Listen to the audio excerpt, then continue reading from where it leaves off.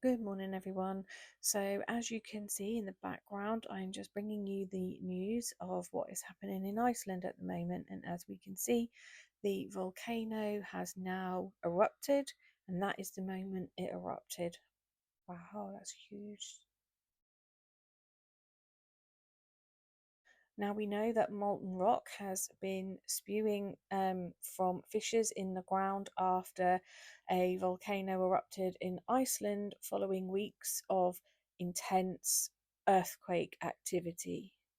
The Icelandic Meteorological Office has said that the lava is emerging from a crack in the Earth's surface, which was around 3.5 kilometres, 2 miles long, and has grown rapidly. Now, fortunately, an evacuation had already taken place in the recent days, moving nearly 4,000 people out of the fishing town of Grindavik into the country's southwest as fears grew of an eruption from the Reykjanes Peninsula. The Icelandic Met Office also says that seismic activity, together with the measurements from a GPS devices, indicate that the magma is moving slowly towards the southwest and the eruption may continue towards the direction of Grindavik. As you can see, there is a 2 mile long crack there spewing out the lava. Now, Iceland is no stranger to volcanic eruptions, and this is because Iceland sits on the mid Atlantic ridge where the North American and the Eurasian tectonic plates diverge, and it makes it one of the most volcanic regions in the world. The seismic activity is often due to the magma movement beneath the Earth's crust, which sometimes will result in the magma taking the easiest path to the surface, becoming an volcanic eruption. Authorities are always monitoring the situation, and there is no way of accurately predicting whether or when an eruption will occur, so they do their best. And on average, there is an eruption every 4 to 5 years from one of Iceland's 32 volcanoes. The distance from the southern end of Grindavik is shorter and is just shy of 3 kilometres, which is 1.8 miles, and around 4,000 inhabitants were evacuated in the early hours of Saturday.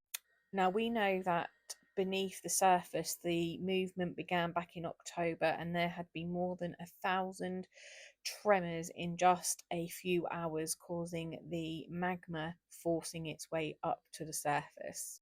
Now, because of this, Iceland has now declared a state of emergency.